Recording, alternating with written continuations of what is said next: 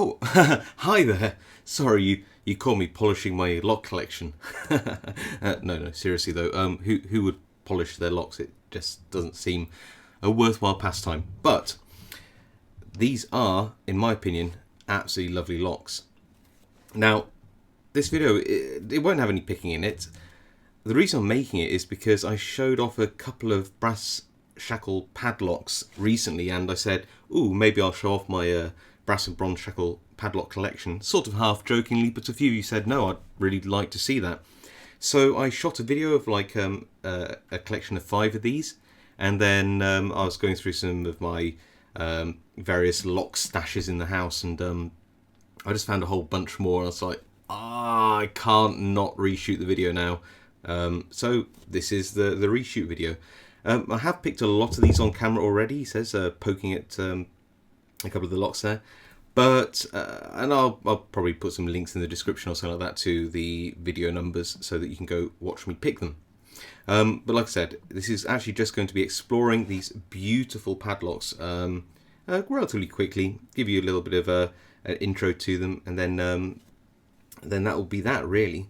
But let's start with the biggest, and this is, I think, the only one which has a bronze, not brass shackle. This is a Yale 851, and it's just a beautiful lock. I mean, the whole thing is, apart from I think a ball bearing found here, and here, I think that everything here is bronze.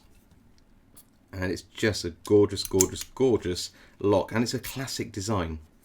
It might be worth mentioning that I really like these full brass shackle padlocks, but I'm not really a collector of vintage padlocks, so all of these are, for the most part, ones which you can get quite easily, and they're not really counted as vintage locks, although some of them are a bit arguable that way. Okay, so what's the next one we have? This one is, they're surprisingly cheap. It's £10 if you know where to get it on eBay, for the IFAM E40.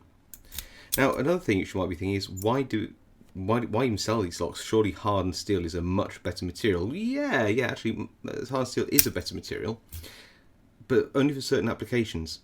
These are sold for either anti-sparking properties. This one in particular is for anti-sparking environments, so you'd have this to lock up on a fuel store or something like that.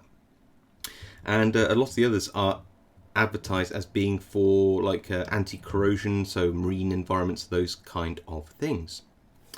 So the next one we have on the list is this really beautiful Union 31022, the 31022. Again, just a really nice padlock. Surprisingly, not repinnable. It's a very well-made padlock, really nice, very solid padlock. The only criticism I'd give Union is they tend to like standard pins. Now, they're very well made, very high tolerances, very nice locks, but standard pins, they're not cheap. Okay, the next one is one of my favourites, actually. This one is a Federal F50, 50mm, and I think I bought this new recently for about £15. And I just love it. Notice it's got a little bit of a skirt on it. It's not the only one that hasn't come to the party naked, so to speak. But this is a beautiful Federal F50, £15, and it comes with a 1, 2, 3, 4, 5 pin core. Not too shabby. Nice innards in this one. Unlike the Union, it does actually, unlike the Union, it does have spool pins. The Yale, I think, has some really nice mushroom pins in as standard. So there we go. Alright, so the next one is an interesting one. The next one is a little American lock military padlock. So this is, might even be the one they have in the US military at the moment. Anybody who knows, please say. Some nice features with this one. One, it has a double bearing mechanism, and it's really nice. It's very weighty, full brass, love it. You can repin it. It's got a little 4-pin core, but unlike the predecessor of this padlock, it doesn't have serrated or spooled pins. It's all standard in here, and that is such a shame. It really is a bit of a downgrade, and certainly not something I'd expect the American lock brand to do. The other interesting thing about this is a actually come as standard with a sort of a riveted screw or something like that. I don't know what you'd really call it, that goes through to stop you from repinning it.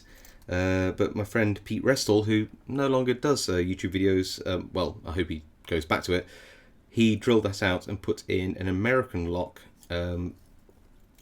Phillips head connector. I don't know what you want to call that.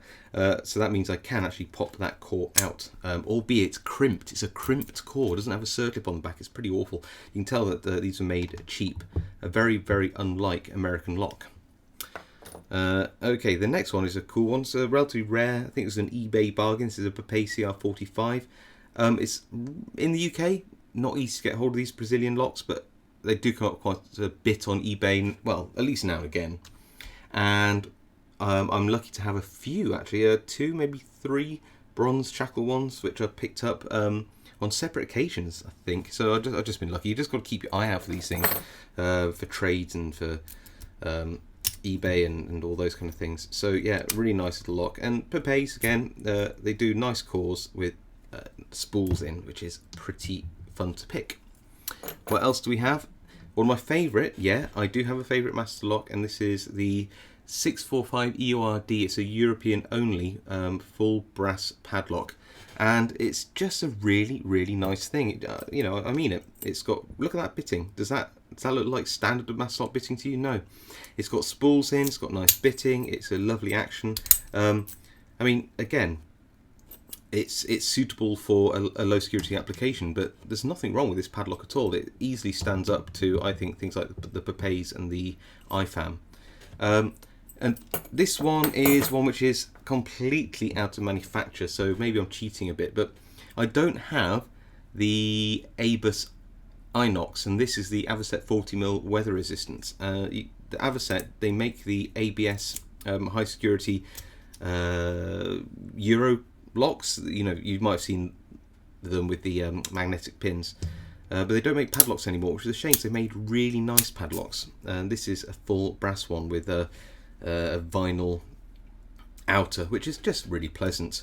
So yeah, it's the only one on here. I think you couldn't just go out and buy one today if you wanted, although I know there are some on eBay. This one's really cool. This one was a trade. This is an Alpha 1000, and this is a Japanese padlock, I believe. I don't think I picked it on video, but interesting bitting, isn't it? Look at that. It's 4 pins. Maybe not the best manufactured lock in the world, but nevertheless a really cool one for the collection.